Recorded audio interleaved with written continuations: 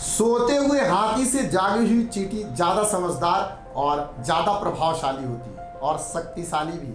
आज सिद्ध हो गया हमारे सामने कि जब भी इंसान मन से सोचता है तो शरीर पीछे छूट जाता है। आज हमारे साथ बैठे हुए छोटे से नन्हे से और मशहूर हो चुके हमारे साथ हैं दिनेश राजपूत सर। यही दिनेश राजपूत सर जिन्होंने ग्रेजुएशन के साथ साथ तैयारी शुरू कर दी और 21 साल में, मतलब जब ये 21 साल के हुए और 21 साल में ही इन्होंने ले लिया एक बैंक में सिलेक्शन। जी हाँ, दिनेश राजपूत सर ये जिन्होंने करके दिखाया है कि जहां लोग 70, 60, 50 मार्क्स नहीं ला पाते एग्जाम में, 91 प्लस मार्क्स लेकर आए हैं और सिलेक्शन लिया इंडिया की सबसे रेपुटेटेड बैंकिंग के एग्जाम SBI क्लिनिकल में। आप जानते हैं हम दिनेश राजपूत सर से कि कैसे इन्होंने तैयारी की। उसके पहले जानेंगे कैसा महसूस कर रहे हैं इस समय। सर आज तो मैं बहुत खुश महसूस कर रहा था। मतलब जब से रिजल्ट आया तब तक तो वो दिन अलग ही तरह से गुजर रहे। अच्छा, बहुत अच्छे से। अच्छा, घर वाले मतलब बड़ा खुश होंगे आप? घर वाले, फैमिली, फ्रेंड सब खुश है।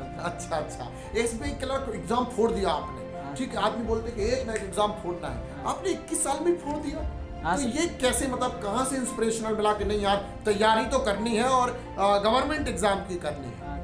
सर जब मेरा ग्रेजुएशन कंप्लीट हुआ था तो मुझे कुछ पता नहीं चल रहा था कि क्या करें, मतलब आगे क्या करें, किस में जॉब लेना चाहिए। और उसी समय जब मैं लास्ट ईयर था ग्रेजुएशन में, तभी आपका हमारे कॉलेज में एक सेमिनार हुआ था। आपके कॉलेज में मेरा एक सेमिनार था, ठीक है। और वहीं से मुझे पता चला कि बैंकिंग की तैयारी भी इस तरह से हो सकती है। मतलब तो फिर मैं वहीं से आपके कॉन्टेक्ट में आया और आपका और पूरे एग्जाम सारा फैमिली का सपोर्ट रहा और मैं आज हाल ही में SBI क्लर्क में सिलेक्टेड हो चुका हूँ। वाह वाह वाह वाह, मतलब देखिए एग्जाम शाला जो फ्री करियर गाइडेंस वेबिनार और सेमिनार की सीरीज चला रहे, जिसमें 1000 से ज्यादा हम लोग सेमिनार और वेबिनार कर चुके हैं। उसी एक सेमिनार और वेबिनार में हमारे दिनेश राजपूत सर ने गाइडेंस दिया था और आज आपके सामने, सोचिए, आपके सामने बैठकर SBI क्लरिकल की हमारे जो भी कठिनाई आई, SBI क्लरिकल की जो उनके टास्क रहे या जो उनकी स्ट्रेटजी रही वो शेयर कर रहे हैं। एक दो क्वेश्चन और है दिनेश सर जो हम जानना चाहते हैं। देखिए सर, मैं जहाँ तक जानता था कि तुम ग्रुप स्टडी पे कम सेल्फ स्टडी पे ज़्यादा फोकस करते थे।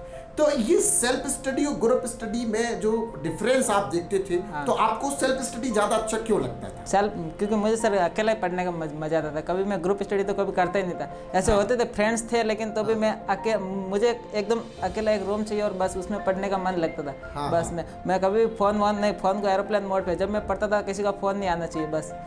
मैं दिन में 5 घंटे पढ़ता था तो बस वैसे ही किसी का फ़ोन नहीं आना चाहिए, मतलब अकेले। फिर फ्रेंड से बात करनी वो बाद में, लेकिन 5 घंटे पढ़ता था पूरी हार्ड वर्किंग से। क्या बात कही आपने, 100% दे दिया इन्होंने। मैं कहता था कि बारिश की मोटी बूंदें, बड़ी बूंदें आपके छत में छेद नहीं कर पाएंगी, पर छोटी सी बूंद जो आपके फर्श पर गिर रही है वो छेद कर रही है जनाब। वही छोटा सा प्रयास, 5 घंटे पढ़ते थे और नॉन स्टॉप और बिना किसी डिस्ट्रैक्शन के पढ़ते थे। कितनी बढ़िया बात बताई आपने कि ग्रुप, क्योंकि मैं भी ये जानता हूँ, आप जब भीड़ में होते ना तो साहसी हो जाते हैं और अकेले होते तो डरना महसूस करते हो। जहाँ डर हुआ या तो सक्सेस पा जाओगे या डिप्रेशन में चले जाओगे। तो आप डिप्रेशन में नहीं और सक्सेस की तरफ बढ़ते रहे। कितने घंटे स्टडी करते थे? सर मैं डेली 5 से 6 घंटा तो फिक्स, मतलब रेगुलर बेस पे डेली करना ही करना। ज़्यादा हो सकता तो अच्छा, लेकिन तो 5 से 6 घंटे तो मैं रेगुलर पढ़ता था। लॉकडाउन के पहले फ्री हुआ? हाँ, लॉकडाउन के बाद मेंस। बस सर वो लॉकडाउन का पीरियड ही है जिसने ये यहाँ तक मुझे पहुँचा दिया SBI क्लर्क तक। उसमें क्या है, मतलब आपने लॉकडाउन का पूरा यूज कर लिया? पूरा यूज़ किया सर। उससे पहले मैं जॉब करता था, जॉब के साथ पढ़ाई करता था, लेकिन लॉकडाउन में कोई जॉब नहीं थे। तो क्या बात है, मतलब देखिए सर, मुसीबतें निखारने आती हैं, बिगाड़ने नहीं। कोरोना टाइम जो सबके लिए बहुत ही डिप्रेशन, कुछ लोग कहते हैं कि बहुत ही बेकार समय रहा, और वही बेकार समय किसी के लिए देखिए सुनहरा बनकर आया। इन्हें ये जॉब करते थे पहले, इकोनॉमिकल कंडीशन इतनी ठीक नहीं थी, जहां तक मेरे से आपका डिस्कशन होता था, तो खुद जॉब करते थे। और वो टाइम जो मिला, जब जॉब को पीछे छोड़ देना पड़ा, जब छोड़ देनी पड़ी सारी झंझटें, तो पूरा समय अपना सिलेक्शन की तरफ लगा दिया। वाह क्या बात है। कौन सा सब्जेक्ट था जो वीक था?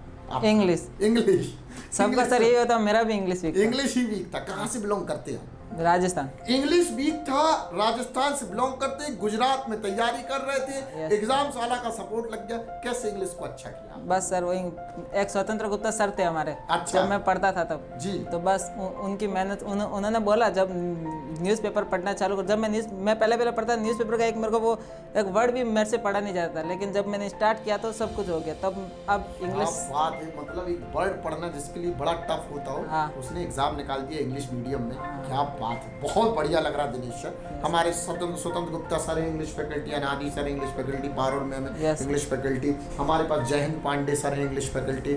अभी सोचिए सर, हमारे पास नीना मैम है इंग्लिश फैकल्टी, ऐसे बहुत सारे इंग्लिश फैकल्टी है, और उनमें से एक सर ने आपको सपोर्ट किया। क्या बात है सर, बहुत मजा आ रहा है। अच्छा एक चीज और बताइए, मैथमेटिक्स को कैसे अच्छा करते थे? बस मैथमेटिक्स सर, एक बार मैं तो बोल रहा तीन महीना आशीष सर से पढ़ लो, बाद में आपको पढ़ने की जरूरत नहीं पड़ेगी, बस घर पे प्रैक्टिस कर लो, एक बार कोर्स कर लो 3 महीने का, उसके बाद पढ़ने की जरूरत नहीं पड़ेगी मुझे। क्या बात है, 90 डेज का कोर्स सिलेक्शन, 3 महीने में मैथ इतना बढ़िया करा देते हैं आशीष सर। बस मैं एक बार आपने अगर चैप्टर पढ़ ले, जितने भी 8-9 चैप्टर, उसके बाद घर पे प्रैक्टिस करो। अच्छा चलो ठीक है, मान लिया आशीष सर बेस्ट फैकल्टी, इंग्लिश के लिए हमारे पास बेस्ट फैकल्टी है, रीजनिंग के लिए बेस्ट फैकल्टी है, जीए के लिए, कंप्यूटर के लिए, सबके लिए बेस्ट फैकल्टी है। लेकिन एक बात जानना चाह रहा हूँ, फैकल्टी पढ़ा रही, पर आपने कैसे मेहनत की है मैथ्स को लेकर? बस मैंने तो सर जब पहले जैसा पढ़ाया था, यहाँ पे पढ़ाया था जैसे भी, फिर उसको बस मैं घर पे जाके खाली प्रैक्टिस करता था। बस एक बार कोर्स कंप्लीट हो गया, उसके बाद मैंने टेस्ट सीरीज दी, ये दी, बस मतलब प्रैक्टिस ही प्रैक्टिस। तो अब मैथ इतनी, मुझे लगता है अब सभी सब्जेक्ट में से मैथ मेरी सबसे अच्छी है। क्या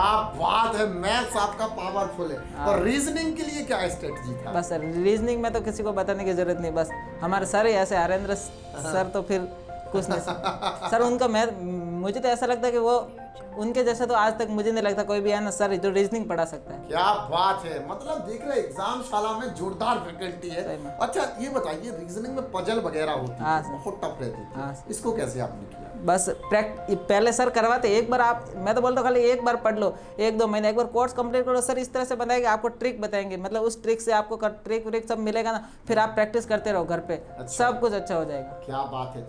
अच्छा एक बात बताइए, ये जो मॉक टेस्ट का सीरीज चलता है, जो हम लोग कहते हैं मॉक टेस्ट दे नहीं देना है, दे नहीं देना है, आप भी देते थे? मैं भी देता था सर। कितना देते थे मॉक टेस्ट? मैं डेली एक तो देता था, मिनिमम एक मॉक टेस्ट देते थे? हाँ देता ही था। क्या बात है, फिर क्या करते थे मॉक टेस्ट देने के? फिर उसका एनालिसिस करता था, मेरी कहाँ पे कमी हो गई। करते थे मॉक टेस्ट डेली देते थे और डेली एनालिसिस करते थे। अच्छा एक बात बताओ, डेली मॉक टेस्ट देने से बेनिफिट क्या होता है, एक्चुअल बेनिफिट क्या है वो बच्चों को? सर हमारी जो गलती होती है ना वो पता चलता है। जब मैं मॉक टेस्ट देता था तो मुझे पता है कि इसमें अगर मुझे किसी चैप्टर का नहीं आता तो मुझे लगता है कि इस चैप्टर में मुझे और जोर देना चाहिए, तो वो हमारी जो कमियां होती है, वीकनेस होती है, उसी से पता चलती है। क्योंकि वो टाइम एक लगा देते हैं ना, कि जैसे एग्जाम में, एग्जाम बिफोर एग्जाम, एग्जाम के पहले एग्जाम का एक प्रीव्यू लेना, बहुत बढ़िया। अच्छा एक बात बताइए, आप तैयारी आपने की, सिलेक्शन आपका हो गया एसबीआई क्लर्क में, एग्जाम साला को क्रेडिट दे दिया आपने, पर आपकी तरफ से बच्चों के लिए क्या कहना चाहते हैं?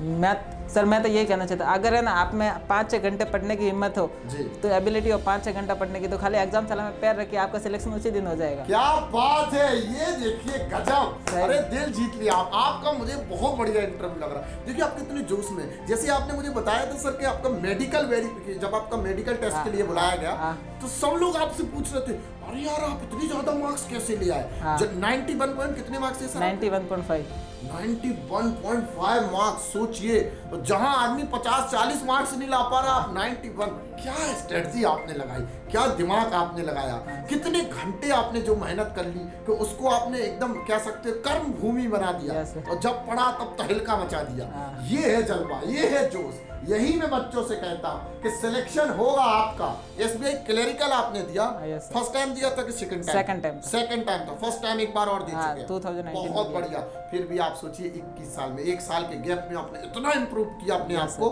कि सिलेक्शन ले लिया। हमेशा मैं जब भी आपको देखता था, जब भी मुझे महसूस होता था, आप बहुत खामोश, बहुत अपने आप में रहना पसंद करते थे, रिजर्व रहना पसंद करते थे, और कहीं ना कहीं जब आप खामोश होते हैं तो आप खतरनाक हो जाते हैं, और खतरनाक किसी और के लिए नहीं बल्कि उन एग्जामिनेशन के लिए, उन परेशानियों के लिए जो आपकी लाइफ में आने वाली है। बहुत बढ़िया लगा दिनेश सर आपसे मिलकर, एग्जाम शाला में आपने स्टडी की। आई होप कि आगे आप और भी ग्रोथ करें। मेरे सारे दर्शक जो अभी मुझे कमेंट बॉक्स में बहुत सारे क्वेश्चंस पूछ रहे थे, जिनके मैंने क्वेश्चन के आंसर इनसे दिलवाए, और आप सभी का मैं हृदय से धन्यवाद करता हूँ। यकीन मानिए आपका भी सिलेक्शन होगा, लेकिन ज्वाइन करना पड़ेगा एग्जाम शाला। जानते हैं हम फोटो बहुत सारी डाल सकते हैं, पर हम विश्वास करते हैं कि जिसकी भी फोटो पड़े उसका वीडियो जरूर बने, क्योंकि जरूरी है कि मोबाइल से कहीं फेसबुक से निकाल कर फोटो पोस्टर बनाने से अच्छा है कि हम मिले बच्चों से रूबरू और जाने उनकी स्ट्रेटजी। सिलेक्शन की बात का यही मेन मोटो है।